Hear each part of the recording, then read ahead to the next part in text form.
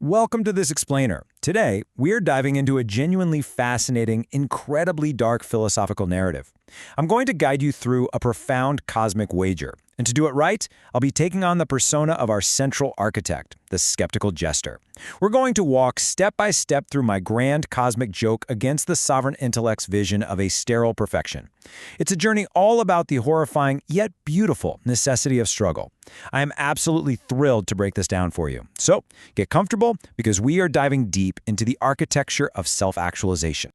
Okay, let's kick this off right in the mud of a thriving city called New Eden. Imagine a man sitting perfectly still in his home, enjoying a lingering echo of an ordered paradise called New Canaan. Outside his door, the universe is literally tearing itself apart in what we call the dance of the antithesis. But this guy, he absolutely refuses to leave. He claims he's found ultimate peace. Well, I looked at this fool and told him the harsh truth. He traded the necessary productive agony of existence for a padded, totally meaningless cell.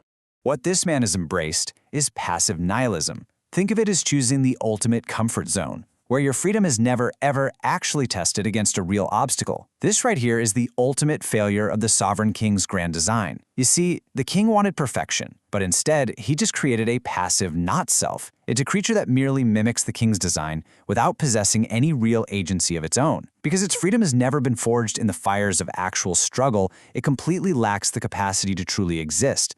The pathology of this creature, who we'll call the last man, is just fascinating. He intentionally abandons the necessary canvas of struggle. He sits there, smiling in his glazed, static existence, consciously choosing comfort and security over the agony of growth. But here is the fatal flaw, the real trap. Because he avoids all conflict, his identity is entirely dependent on the collective. He is completely unprepared for the great silence that is surely coming. When the comforts of his golden cradle inevitably rot away, he's going to have absolutely zero inner certainty to sustain him in the void. All right, moving into Section 1, False Rebellions, focusing on the Pale Inquisitor. Enter the Pale Inquisitor. Now, this is a devout soul who actually thought he was being holy by forging iron chains of internal dread. He demanded that his spirit remain completely untouched by the material negation of New Eden. He literally used morality as a weapon for self-mutilation. It's the necrotic extreme of the superego. He wanted to be this shivering point of light, perfectly insulated from the entropy of the universe. In the end, he built himself a prison, truly believing it was a temple. But guess what was trapped beneath the Inquisitor's suffocating control? The untamed silver wolf, his own primal self. The Inquisitor absolutely hated the wolf's hunger for entropy, but the wolf actually drew its terrifying strength directly from that very material negation. With a massive roar of active rebellion, the wolf shatters the Inquisitor's chains. The wolf understands what the Inquisitor doesn't. True freedom is only earned by crashing against reality, evolving from a passive creation into an active force. The Inquisitor is just left alone in the dark, destroyed by his own rigid design. Which brings us to Section 2, the Dark Victor. We are talking about the last thinker. Picture this, a completely collapsed temple. The gods have been erased. The masses are wailing, begging for the sovereign intellect to restore their certainty. But sitting right there in the smoke is a solitary scholar calmly carving a blackened stone with a brand new symbol. I appeared in that smoke and asked him a very simple question. What are you naming? His response marks the birth of the last thinker. This is a deeply cynical yet incredibly powerful archetype. He is undergoing a process of radical self-deactualization. Basically, by destroying who he was told to be, he begins his dark villain journey. He strips away all the external, institutional myths that just collapsed around him. He realizes that if the world has no meaning, he possesses the ultimate, cynical power to become the source of it himself. He finds absolute power in the void by looking entirely inward. Let's contrast these two for a second. The last man is totally static in his golden cradle, comfortable, and entirely dependent on an external system that is doomed to fail. On the flip side, the last thinker sits in the ruins with his blackened stone, actively undertaking material struggle. He has embraced an active nihilism, realizing his own internal landscape is literally the only myth that matters. Soon you'll see just how differently these two reflect in the uncanny mirror. Okay, so how does he do it?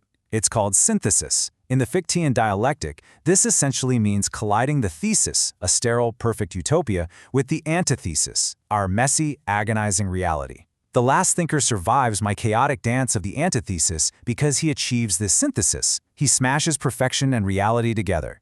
He no longer requires the king's permission to exist. He forges his own meaning directly out of the entropy and mud of the material world. And that leads us to Section 3, the uncanny mirror. Before I faced this mirror myself, I watched a high courtier from New Canaan try to approach it. He walked down the corridor speaking in this rigid, beautiful metered verse, obsessively praising the king's absolute symmetry. But he runs into a terrifying problem. In a realm of sterile perfection, there is absolutely no material resistance, no nicked-ish or not-self to push back against him. Without that friction of reality to test himself against, his words just dissolve into existential silence, and his very identity evaporates into the blinding light. When I finally stepped up to the uncanny mirror, I saw exactly why the courtier failed. This mirror isn't made of glass. It is a dark refraction. It is a swirling mosaic made of other people's truths, reflecting every hollow moment I ever mocked and every single plague I ever unleashed to force humanity to wake up. It reflects actions and consequences, not mere faces. As a structural device in this whole cosmic joke, this mirror forces you to confront the mud, the blood, and the entropy required to step out of passivity and into actualization. Standing before my own chaotic masterpiece, I underwent a terrifying three-step evolution. First, shedding the mask of order, knowing a utopia of pure reason is just a sterile prison. Second, embracing the mask of chaos, accepting the active rebellion and material agony needed for real growth. And finally, I stopped at the threshold of that mirror. I transitioned entirely from a passive observer into the ultimate arbiter of reality. Staring into that dark refraction changed my very nature. I realized I could no longer separate myself from the painful, messy truths I was exposing to the last man and the Pale Inquisitor. I stopped being the traveler just mocking the system. I became the bridge between the conscious self and the chaotic material world. I became the judgment. And that is the ultimate revelation of this entire explainer. True Fictinian freedom is not a gift you are handed in a golden cradle. It's not some pristine state you protect by locking yourself away like the Pale Inquisitor. It is earned. It is a state of being you literally rip out of the universe by bleeding against the jagged edges of reality.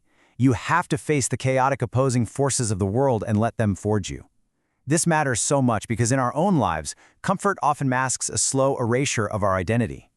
We lose ourselves when we have nothing left to fight for. Which brings us to the end of our journey and to my final, chilling wager for you. The universe guarantees only one thing: entropy. The great silence is coming to test whatever sterile perfections you've built in your life. When it shatters your comfort, who will you be? Will you be the passive last man, cowering as your identity dissolves? Or will you be the last thinker, staring into the uncanny mirror of your own struggles, possessing the inner certainty to carve your own symbol in the dark? Look into your own mirror and decide.